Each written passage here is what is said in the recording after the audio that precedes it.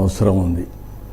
మన ఆర్థిక స్థితిగతుల్ని పెంచుకుంటే, ఎకనామిక్ వైబిలిటీ, స్టెబిలిటీ వస్తే, రేటింగ్ పెరిగితే ఇంట్రెస్ట్ రేట్ కూడా తగ్గిస్తారు. మ్యాక్సిమం దానికి ప్లాన్ చేస్తున్నాం. ఎవ్రీ ఇయర్ 1100 కోట్లు యాన్యువల్ సేవింగ్స్ వచ్చింది. ఓవరాల్ సేవింగ్స్ 8,269 కోట్ల రూపాయలు ఓవరాల్ సేవింగ్స్ వచ్చాయి. నెక్స్ట్, ఇది centrally sponsored schemes. 86 centrally sponsored schemes revive చేశాం. నేను ఢిల్లీకి పోతే నాకు ఒక విష్ లిస్ట్ ఇచ్చేవాళ్ళు. మీరు డబ్బులు ఇమ్మంటే ముందు ఇది చేయండి, తర్వాత ఇస్తామని. ఏంటని చూస్తే డబ్బులు డైవర్షన్. ముందు అది ఖర్చు పెట్టండి, యూటిలైజేషన్ తీసుకురండి, అప్పుడు మీకు డబ్బుల గురించి ఆలోచిస్తామని. ఎంతైనా గవర్నమెంట్ అయినా, ఎన్డీఏలో పార్ట్నర్ అయినా రూల్స్ అనేటివి అందరికి యూనిఫామ్ పెడితే దగ్గర 8,695 కోట్ల రూపాయలు క్లియర్ చేశాం. అది చేసిన తర్వాత 29,890 కోట్ల రూపాయలు డ్రా చేశాం. అది చేయకపోతే ఇది వచ్చే పరిస్థితి లేదు. That is the capital expenditure again. అక్కడి నుంచి మొత్తం 2 ఏళ్లలో మీరు చూస్తే 45,138 కోట్లు ఇప్పటివరకు ఖర్చు పెట్టగలిగాం సెంట్రల్ గవర్నమెంట్ స్కీమ్స్ అని.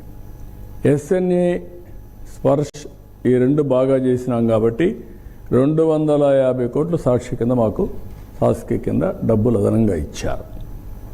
ఇవన్నీ కూడా ప్రియారిటైజ్ చేసి ఇక్కడ మీరు చూస్తే clearance of pending dues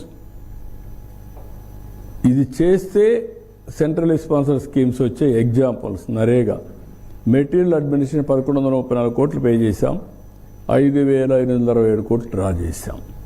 Jal Jeevan machine 572 కోట్లు, 1,112 కోట్లు. సమగ్ర శిక్ష 235 కోట్లు, 4,390 కోట్లు డ్రా చేశాం.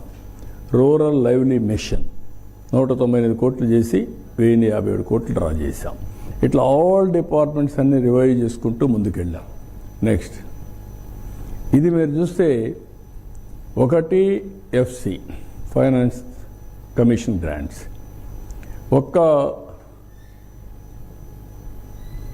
ప్రీవియస్ గవర్నమెంట్లో డైవర్ట్ చేసింది మొత్తం కలిసి మార్చి 2024 వచ్చాయి లోకల్ బాడీస్కి, బట్ ట్రాన్స్ఫర్ చేయలేదు. 1,453 కోట్లు.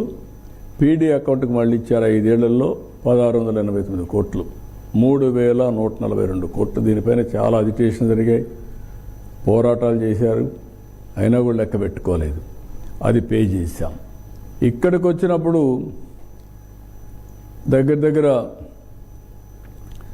15th finance commission rural local బాడీస్కి 4,235 కోట్లు, అర్బన్ లోకల్ బాడీస్కి 2,600, అదే మరి హెల్త్ సెక్టర్కి 1,140 కోట్లు. మొత్తం ఇవన్నీ ఇది చేసి మళ్ళీ మనం డబ్బులన్నీ రివైవ్ చేసాం. దీనివల్ల క్లియర్ చేసిన తర్వాత డబ్బులు వచ్చే పరిస్థితికి వచ్చింది. ఇవి చేస్తూనే సెంట్రల్ గవర్నమెంట్లన్నీ స్ట్రీమ్ లైన్ చేసి then welfare. If you see here ఇప్పటికీ 1,49,000 కోట్ల రూపాయలు వెల్ఫేర్ పైన ఖర్చు పెట్టాం. The biggest amount. అభివృద్ధి జరుగుతూనే వెల్ఫేర్ మీద ఖర్చు పెట్టి 1,49,401 కోట్ల రూపాయలు ఖర్చు పెట్టాం. 2 ఏళ్లలో 30,607 గవర్నమెంట్ జాబ్స్ ఇచ్చాం.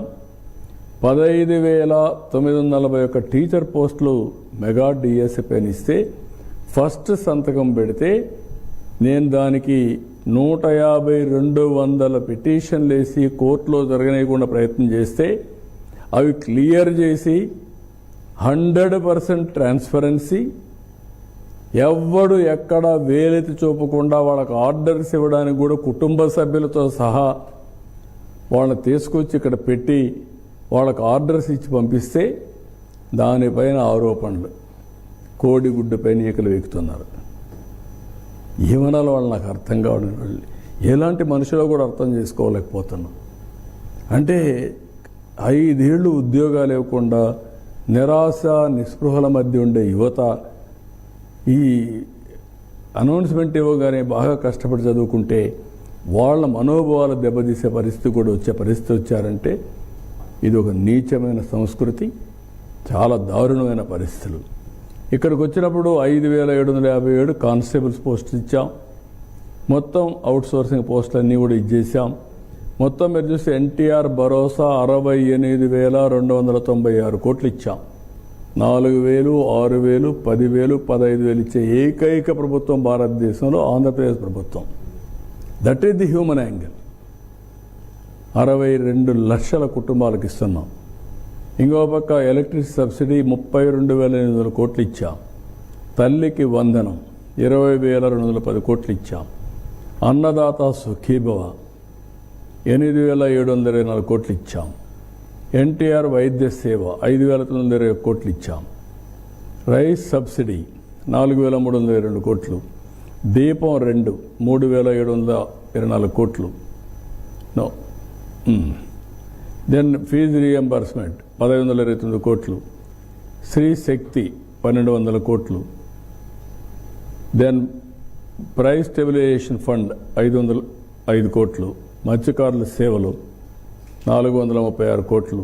ఆటో డ్రైవర్ సేవలు 134 కోట్లు. హానరోరియం ప్రాబ్లం వీళ్ళకందరికీ 180 కోట్లు. ఇది కొద్దిగా హానరోరియం పాస్టర్స్కి 80, ఇమామ్స్ 134 కొద్దిగా ఇదైంది. టోటల్గా 1,49,401 కోట్ల రూపాయలు ఇప్పటికిచ్చాం. ఇది highest welfare never in the history of Andhra Pradesh. ఎప్పుడూ జరగల ఇంత వెల్ఫేర్. నేను ఆ రోజు ఒక మాట చెప్పి అన్నీ ఇచ్చాం ఎక్సెప్ట్ 2. ఆ రోజు నేను చెప్పింది ఉద్యోగస్తుల నిరుద్యోగ భృతి 2 చెప్పాను. 20 లక్షల ఉద్యోగాలు లేకపోతే నిరుద్యోగ భృతి. అక్కడ నేను సబ్సిడీస్ ఇవ్వాలి కాబట్టి అక్కడ ఎక్కువ ప్రమోట్ చేస్తున్నాం. ఉద్యోగాలు రాకపోతే ఇస్తా అన్నాం. 2 తల్లికి వందనం అన్నాం. దానికి వేరే ఆల్టర్నేటివ్స్ అన్నీ వర్కౌట్ చేస్తున్నాం. ఇక్కడవన్నీ నేను చెప్పిన దానికంటే ఎక్కువ ఇచ్చాం. ఈ విషయం ప్రతి ఒక్కరు గుర్తుపెట్టుకోవాల్సిన అవసరం ఉంది. విమర్శలు చేసేవాళ్ళు సిపిఎస్ గురించి సమాధానం చెప్పకుండా, ఓపీఎస్, సిపిఎస్, మద్యపాన నిషేధం సమాధానం చెప్పకుండా, నేను ఇంత ట్రాన్స్పరెంట్గా చేస్తే విమర్శించే వాళ్ళకి సమాధానం ఒకటే.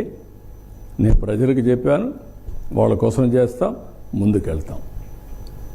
నెక్స్ట్ ఇక్కడ వెల్ఫేర్. నేనేదో వెల్ఫేర్ అంటే పేదవాళ్ళకి డబ్బులు ఇవ్వడమే కాదు, వాళ్ళ జీవితాల్లో మార్పు తేవడం. ఏ విధంగా తెస్తున్నా దానికి ఫ్యామిలీ ఎంపవర్మెంట్ మిషన్ పెట్టాం. Reducing economic inequalities hour goal. ఆర్థిక అసమానతలు తగ్గించాలి, మెరుగైన జీవన ప్రమాణాలు ఇవ్వాలి. ఇది ఫిలాసఫీ కింద తీసుకున్నాం. దీనికోసం family and community level gaps అన్నీ ఐడెంటిఫై చేస్తున్నాం. అదే మరి కన్వర్జింగ్ గవర్నమెంట్ వెల్ఫేర్ మెజర్స్ అన్ని కన్వర్జెన్స్ తీసుకొస్తున్నాం. Empowering women through self help గ్రూపులు తీసుకొని gender parity, family empowerment through self help గ్రూపులు తీసుకున్నాం. ఫైనల్గా P4 MBK 10-20 మార్గదర్శి బంగారు కుటుంబం 10-20 కింద తీసుకొని people's participation in eradication of poverty, ఆర్థిక అసమానతలు తగ్గించడానికి ఏం చేయాలో వర్కౌట్ చేస్తున్నాం. నెక్స్ట్ ఇక్కడికి వచ్చినప్పుడు ఇక్కడ నీడ్ అసెస్మెంట్ డ్రైవ్ చేసాం. ఫ్యామిలీ అండ్ కమ్యూనిటీ నీడ్స్ మీద ఈరోజు ఫ్యామిలీ సర్వే చేసాం. దానిపైన మొత్తం అసెస్మెంట్ చేసాం. స్మార్ట్ ఫ్యామిలీ కార్డ్స్ ఇస్తాం. ఇంకో పైన కన్వర్జెన్స్ ఆఫ్ గవర్నమెంట్ స్కీమ్స్ అనేది తీసుకొస్తాం. ఫైనల్గా బిగ్గర్ ఫ్యామిలీస్, అన్డివైడెడ్ ఫ్యామిలీస్ని ప్రమోట్ చేస్తాం.